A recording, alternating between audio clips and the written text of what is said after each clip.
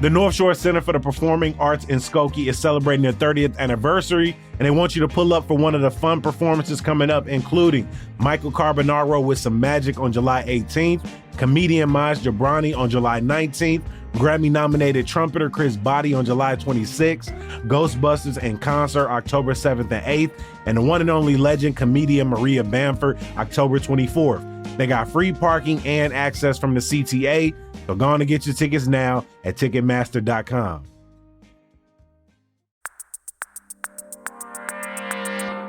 Today on CityCast Chicago, City Council is talking about teen trends again. The city is expanding its mental health response teams, and we back outside at the beaches, and we want to know which is your favorite. It's Wednesday, May 27th. I'm Jacoby Cochran, and this is what Chicago's talking about.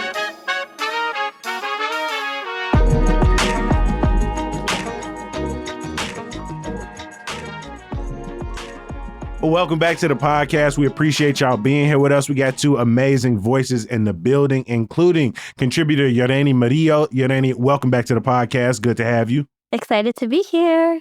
We've also got Brandon Pope in the building. Pope, good to see you, my friend. Hey, good to be here. You know, we was outside. Now we back to it. The grind is back. Let me catch up with y'all. How'd y'all spend y'all weekend, Yoreni? Did you do anything special for Memorial Day weekend? Nothing too crazy. Just a little family barbecue action. What's your favorite? When you go to a barbecue, what are you definitely trying to grab? Ooh, I mean, usually it's a good carne asada, but this weekend my mom was like, no, we're doing seafood. So we had a little Mexican grill seafood action going on, a little different. Oh my God, I need to get down with that. Yeah, Pope, my face looking just like yours. Like, nah. Yeah, Mom, y'all doing shit different over there. All right, maybe I'll get an invite after a couple of weeks. We'll see. Maybe. Ooh, I think I'm Mariscos. Pope, what about you? How'd you spend the weekend? Man, I was way too outside. I can't even remember. Those are the best. Memorial Day, I was out. A bunch of people get together on Memorial Day at Oakwood Beach, put their tents up, their grills up, and just have a good time. Power 92 is DJing. So we just, outside, risen up and, eating good hot meats. Had a few hot links and chicken wings and all them great things, and maybe some dark liquor mixed in. Maybe. Just a little bit, Hey, we wasn't the only ones outside this weekend. Most of the city of Chicago got into the sunshine, and of course that means the city is talking about teen trends.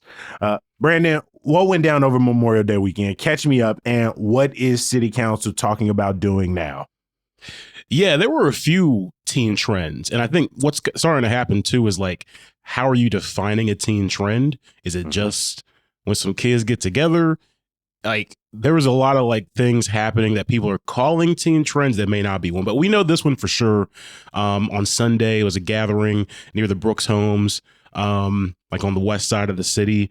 5 officers were hit by a car. An 18-year-old was driving it from Plainfield, Illinois, which is a southwest suburb. He's been taken into custody. Even though he's from Plainfield, that still hasn't stopped aldermen from trying to figure out how to curb all this on a hyper-local level. Second Ward Alderman Brian Hopkins, he's a downtown alderman. He's really emerged as the top voice when it comes to this issue on the city council. He's been pushing different versions of curfews and curfew ordinances that, for the most part, haven't had a lot of success. He did last year get a snap curfew ordinance passed that allowed police to issue a youth curfew with as little as 30 minutes notice.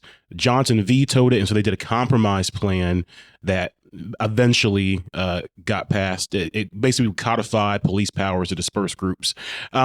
No one really expected this to happen in this area. Like the Brooks homes, Alderman Jason Irvin, who's the alderman for that area, he was saying like it just kind of caught everybody off guard because it's Memorial Day. This is not something. It's not an area that usually what you'd see as a hot spot or zone. So police were able to get out there quickly, but it was just, I don't know if you've seen the pictures or images. I saw some videos. It was thick. There was a lot of folk out there, right? And so eventually the police, it gets overwhelming overall. So anyway, this whole discussion with snap curfews and everything, some are arguing it's not really doing anything.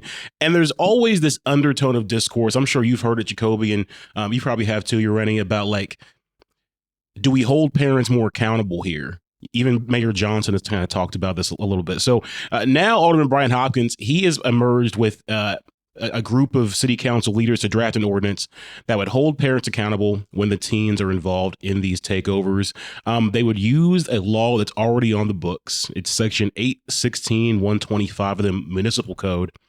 It would basically create a misdemeanor offense called contributing to the delinquency of a minor and apply it to parents with teens who are arrested in these illegal gatherings. It'd be a Class A misdemeanor. But really, the question so it's not here, everybody who goes. It's anybody who is arrested while attending. Exactly. And the parents would be held accountable for that. That's crazy. It raises a lot of questions. Like, it feels like kind of a slippery slope. Mm-hmm. Obviously, parents have accountability for their kids, right? But is it fair to criminalize a mom or dad who's already working 4 or 5 jobs, because their kid made a bad decision? Like, it's an interesting discussion here because, like, I think everyone agrees, even the mayor has said, the parents have to have some accountability here and know where their kids are. That the same thing, like, we talking about giving people criminal records. Mm-hmm. It's tough. Actually, my mom and I were talking about this weekend because I feel like every generation is like, oh, the kids these days, they're going downhill. I feel like we hear that. My mom was talking to, I hear you. It's every generation. And I tried to tell her that. I'm like, Mom, I just know for a fact your mom was saying the same thing when you were a kid. Yeah, I was out on Thursday at Sherman Park in Back of the Yards, and there was a huge press conference that took place. The mayor was out there. The fire chief was out there. Superintendent was out there. Members from parks, Chicago Public Libraries, a ton of community organizations. And it was this summer launch event where they were saying, we need to all be working together throughout the entirety of the summer with one another to provide young people with places to go, things to do, job opportunities, places to gather amongst one another. And reporters asked Mayor Johnson and the superintendent straight up, should parents be held accountable? And of course, Mayor Johnson gave this answer that was like, hey, I'm trying to check in on my kids and see where they are, but we are not going to police our way out of this. We are not going to arrest our way out of this. And I do think, the stories of, people being hit by cars, folks being shot nearby one of these events, like none of us want to see this happen. I've looked through some of these videos. Largely, these kids is dancing, hanging out with each other, joking, recording on TikTok. And as somebody who just was in a park, like didn't have a permit, and it was slowly gathering maybe 30, 40 of us out there for a friend's birthday party, the police came over and was like, what are y'all doing? What are y'all all out here? Do y'all all know each other? Is this pre-planned? And then they stood there in their squad cars right by us the entire time we had the birthday party. And so I know people are on edge, and they talk about accountability. I mean, the young man who hit those officers was held accountable. If they get somebody with a gun, they are prosecuting these people. So the idea that officers need to be doing something like they're letting people go if they find them with a gun at one of these events, or God forbid they use a gun at one of these events. And so I agree, there's a slippery slope of if someone is arrested for attending one of these, trying to immediately charge the parent. And so, what type of success do you think that has in a city council that has already been split on curfews? Yeah, it's going to be a really interesting question. I've already tried to kind of gauge from folks I know in city council where they kind of stand on it. It's kind of mixed right now. I think it's going to be a battle for sure when this is actually put on the floor, if it's put on the floor. It's probably going to be a very close vote, but I think it's going to have a tough time passing. And then, of course, the potential of a Mayor Johnson veto. He's done it before. Because once again, I'm not saying this is every parent, but I'm saying a lot of these parents are trying hard. And I don't think we can just... People have been putting on their own sort of not anti-teen trend, but like parent trends, parent and principal takeovers. trends. Yeah, And, yeah. Wait, people what? been print. Have you seen that? No. People been printing shirts out here, Rennie. They've been out here. If like for example, there was something that Those are lame. there was Not a bunch of young people out at the beach on 57th Street on Monday. And parents had a sense of this. I saw the flyer on TikTok maybe a day earlier. So some parents were out in Hyde Park, right, and Woodlawn, trying to do other events, trying to talk with kids, trying to say, hey, if you see your principal out here, your parent out here, are you less likely to do something ridiculous? Because again, for the majority of them, they are out there just like, again, if we could for a second put ourselves in their shoes. They see all the advertisement. They know what's going to happen on Memorial Day. They know the beaches are open. School is about to get out. And I think, we see it across the country. This is a consequence of a more interconnected, world, social media. The fact that it is, if 2 or 10 people share this and it goes viral, the likelihood that thousands of people can go. That same birthday party I'm talking about at the park that the police were hovering over, that was organized via social media. Somebody just like, hey, come out and kick it with me at the park.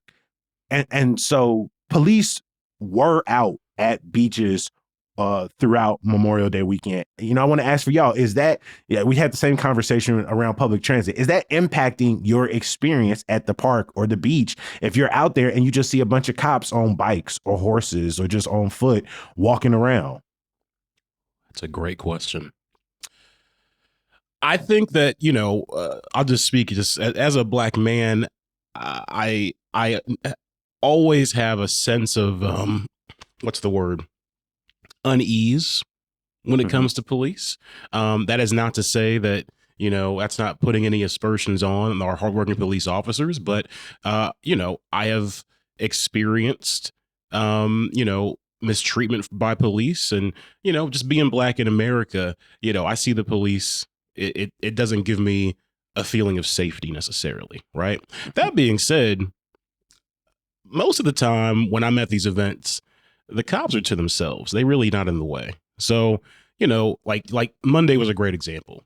We was out grilling, having a good time, dancing, and I saw no police. I know they was there, but they were not in my realm or thought process, right? And so I think kind of like with the teens thing, like how can we recreate that, right? Because these teens don't want to be around these cops. And that's part of why they don't want to do some of these city events, if we're being honest. True. I feel like when I see the police, it depends too on the context. Like in the day, I'm just like, ugh, why are you here? Like, I'm just annoyed. It's like saying like your dad at the party. Like, that's kind of how I feel as a young woman. That's a great analogy. You're weird. Get out. Like, you're killing the vibe. But I did want to expand on your point on like the coolness factor of it. Like, I think that the media needs to stop talking about these things as teen takeovers because that's kind of cool sounding. I'm not gonna lie. I'm not a teenager, but that sounds cool. Like, oh, it's gonna be a takeover. I'm like, no, guys, like we need to stop gassing them up. It sounds like a special on Nickelodeon or something. Such a good point. Every time you show it, it's like, I was just saying, it's like, no, I don't want kids dancing on top of my mama cop. But like the song is on top of cars. On top of cars, yes. Shaking ass on top of cars. Like the footage of helicopters flying over. Like for a lot of these kids, it looked like Grand Theft Auto, right? We're going to be talking about this for months to come. If you want to learn more, please check the links in our show notes.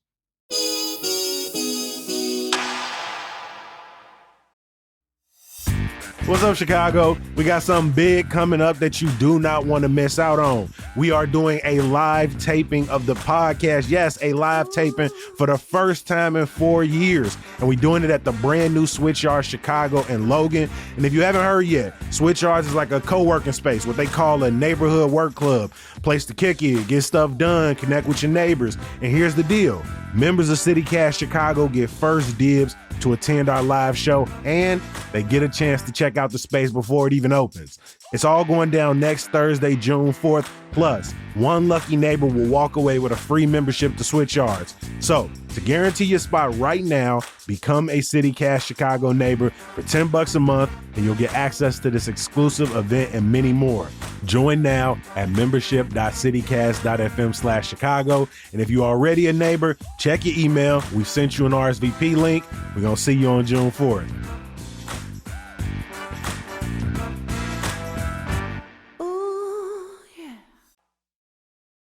Yenny, you pointed this out to me online that May is Mental Health Awareness Month, and we're coming up on the end of this month. Chicago made some changes to their CARE mental health crisis response program. Can you walk us through those changes? Because last time we talked about the CARE team, there was a sense that it may not be long for this world. And so to hear some changes are here and they are potentially positive is a good thing. Yes, I'm so excited to talk about this. I'm very passionate about mental health. So the CARE program, also for those that don't know what it stands for, it's Crisis Assistance Response Engagement. And the program started in 2021, and it was meant to be like on-site counseling, connecting people to mental health resources, as well as like social resources. But when it started, they only helped 6 districts, which is super tiny. And they just recently opened it up to all the districts in the city. So it's going to be a citywide program now. So people can call 911 and request the CARE team to go and assist in situations. You can also email them to get help that's not going to be like on the spot. So it'll be like they'll respond in like 3 days. Okay. Within like 72 hours. That's a good point. I was not familiar with that. So I think that another really important note about them is that they don't just focus on like mental health, like ER, transportation, but they also just help people where they are. Like if somebody's really stressed out because they don't have food, they're like, how can we get you a link card, food stamps? What do we do to help this person with what they need right now? Yeah. As you point out, this is a program that has evolved since it started up in 2021. Initially, when CARE teams went out, police officers and fire department paramedics accompanied the mental health clinicians. And since then, there have been more units that will go out by themselves without a police officer, without a paramedic. I mean, this announcement is coming at a really interesting time. As I alluded to earlier, last year we covered an investigation that found fewer and fewer of these mental health calls were being responded to by clinician-led teams, but rather police were going to them. And this investigation also found that in some of those calls, they were still using their non-lethal but really aggressive force on a lot of these people. And so the news that it is being expanded to all 22 police districts and across the city of Chicago is something I'm both excited for, but I'm also a little hesitant because I want to know how much, again, autonomy are these teams going to be given? Like how well the dispatchers being trained and given the autonomy themselves to send this to the CARE teams. And then I'm also concerned because at the exact time they were announcing this, it looks like the leader of CDPH for the last 3 years, Dr. Olusimbo Ige, has resigned. And because this now falls under CDPH, this is another head that is without a permanent leader.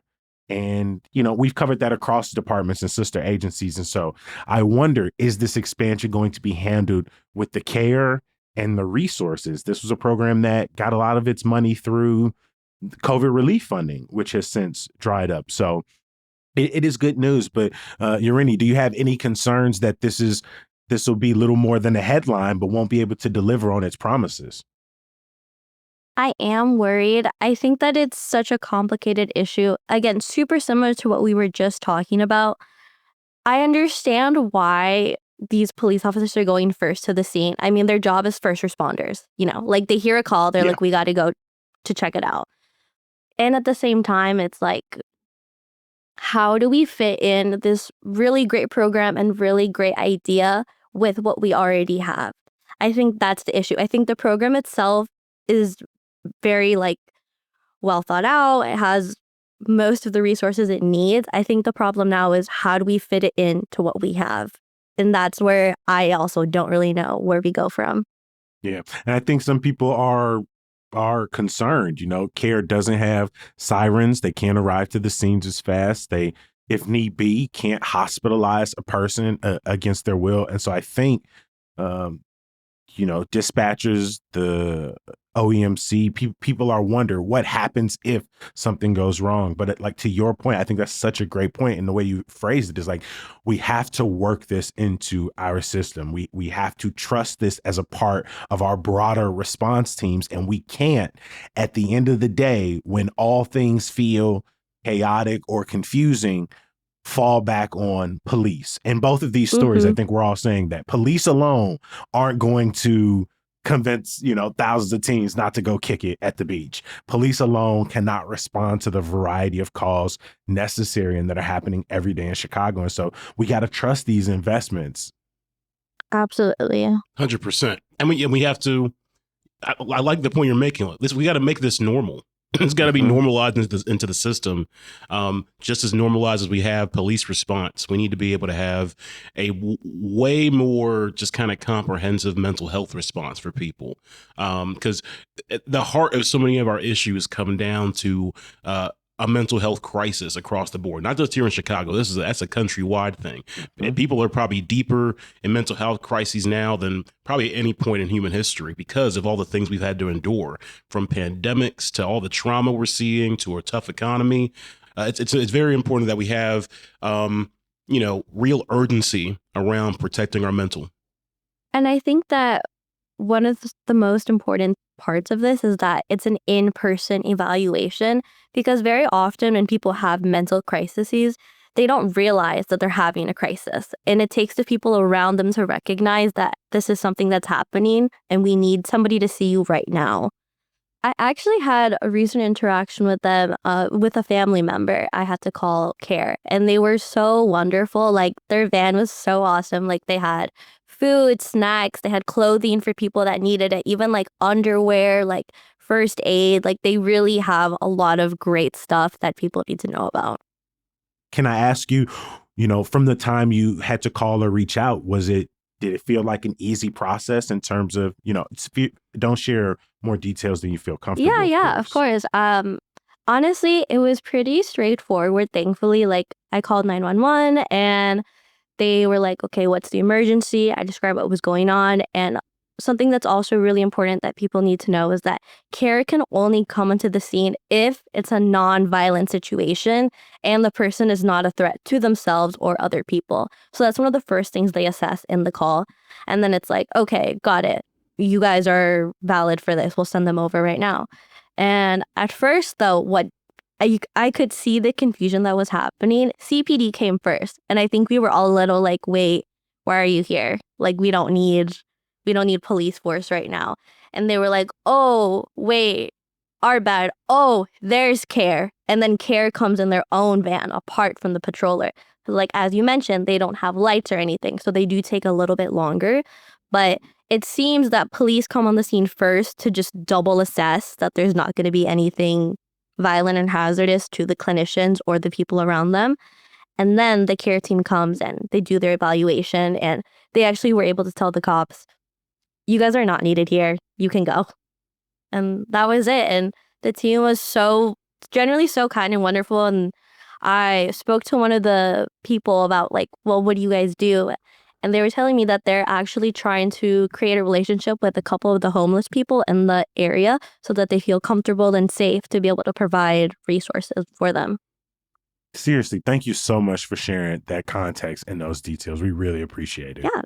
People need to know. I mean, people can't ask for something that they don't know.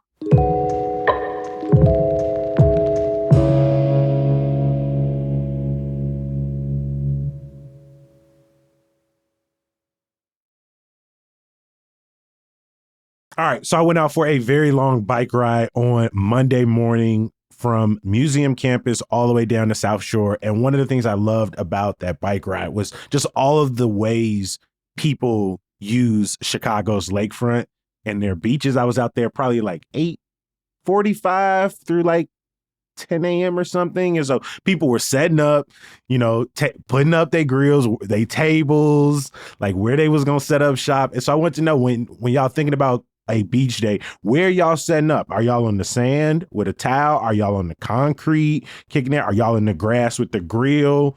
Like, Yorini, what does a beach day look like for you? It all depends on the vibes of the day. What are we doing? Like, is this going to be a party, shaking ass type of day? Is this going to be a, sorry, is this going to be a picnic day? Hell yeah, I hear you. These are different circumstances. Well, what's your preference? If you're thinking about the best possible day on the beach, are you concrete, sand, or grass? Best, honestly, I prefer the sand. I like the cushion. I feel like it's a good, Sundays are my preferred beach day. You're tired from the weekend, gonna go lie down on the sand, catch some sun, vibes. Mm-hmm. Yeah, Simone is in the chat talking about my sand defenders. I had to help my mom put up like a 100-pound umbrella, and I had to fill the base with sand and water. Y'all, I was funneling, packing sand for like 3 hours. I don't want to see no sand for the next like 2 weeks, but I hear you. I don't mind laying out on the beach, sand or on a towel, but it's not my go-to. When I'm thinking about going to the beach, I'm thinking, I'm Brandon, what you think? I'm closer to the grass or the concrete if that's the first thing I'm thinking about on a beach day. Brandon, what does it look like for you? I hate sand. I despise it. It gets everywhere. It stays with you for years, honestly. I feel like I still got sand. It was under particles. my fingernails. Yeah. Also, it can be painful. What? Because sometimes you get like these sharp shells or rocks in the sand, or it's hot, so your feet are uncomfortable. I don't like sand. Simone said that's what it means to be outside. It's part of the ambiance. Sand haters are so boring. It feel cool in your feet. It's like once you get past that, though, it's like, damn, I gotta like deal with the aftermath of this, and that to me is daunting. Like I hate it. But grass, I think I'm a grass guy. I think I'm a get in the grass, get the grill going, have the lawn chair out, or concrete area, because people complain about concrete beaches in Chicago all the time, the out-of-towners, but like the concrete is like the best way to maximize the beach space for so many different uses, for running and walking, to people that want to go out and tan or lounge, to people that just want to chill. Like it works. And if you want to get some sand like Simone and like you're running here, go do it. You have options. The concrete feels for me like I'm splitting the difference, because I'm now allergic to grass and they ain't trying to necessarily be covered in the bugs falling out the trees on me. And then the sand, like you talk about the cushion, I personally don't like the unevenness of walking on sand. That, like the way it feels on the knees sometimes throws me off. Yeah, be getting me a little bit. Have you tried running in sand? It's not too bad by the water. Don't let nothing pop off. Like, believe that. I'm gonna fall over. Like, Simone, it's good for your balance. Again, when I'm thinking about being out on the beach, because to your point, Brandon, if I'm trying to set up the grill, if I'm trying to have a little bit of leveling, if I'm trying to be close to the water, but I ain't necessarily getting in because I am there for the party more than likely, not necessarily the beach day. But yeah, I don't hate sand. I don't hate it, but it's not my first choice. What's y'all preferred Chicago beach? Ooh, I'm an Oakwood or 31st Street beach type. Okay. I live closer to like North Ave and Oak Street Beach, which, there's a time and place for those. But yeah, I feel like 31st Street and Oakwood tend to give off more of a, hey, we all just going to kick back and have a good day out. And you get that good skyline view too. Mm-hmm. Oof. Again, depends on the vibes, but I feel like to chill, I really like 12th Street. But if I want to have a good day, North Ave. Tucked. North Ave. That's the vibe. You get the city line, there's music bumping, there's cars, there's volleyball. Yeah. Is North Ave where Castaways is at? Like that big boat restaurant thing? Yeah, I think so, actually. I used to go there all the time and just rage in my younger days. Yeah, I heard North Ave and immediately was like, the kids be out there taking it over. You ready? They be taking it over. No. I'm South Shore, one of the most recent beaches I went to in the last few years. Calumet Park. Cute. Like that's on some just chill back, lay back a couple people throwing around a football, like maybe some music playing, but it's secluded. Always a good time down at Calumet Beach. I've never been behind to the that South one. Shore Cultural Center. It's very, very tucked, very family oriented. A huge park behind, so a lot of people will be out there dancing, grilling. It's a good time in the end. Yeah, I like going behind the South Shore Cultural Center. If you are still listening to us, please reach out. We want to know, which Chicago beach do you spend your time? Maybe you like to hang outside at the Humboldt Park Lagoon, right? Maybe you also at North Ave. So again, let us know your favorite at 773-780-0246. I want to give a huge thank you to our guest today. Shout out to Yerini Murillo. Thank you for being back with us. Had so much fun. Hey, I can't wait till the next time. And Brandon Pope, always good to see you. Thanks for being back with us. You know it.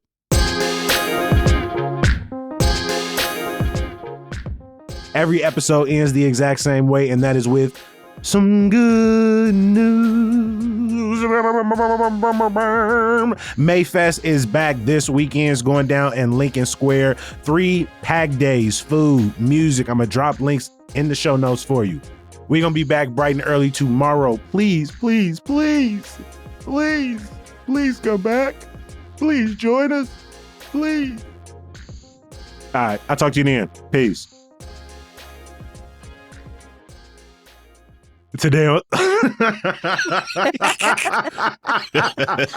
now he nervous. Now he nervous. His palms are sweaty. He's weak. Arms are heavy. Vomit on the sweater already.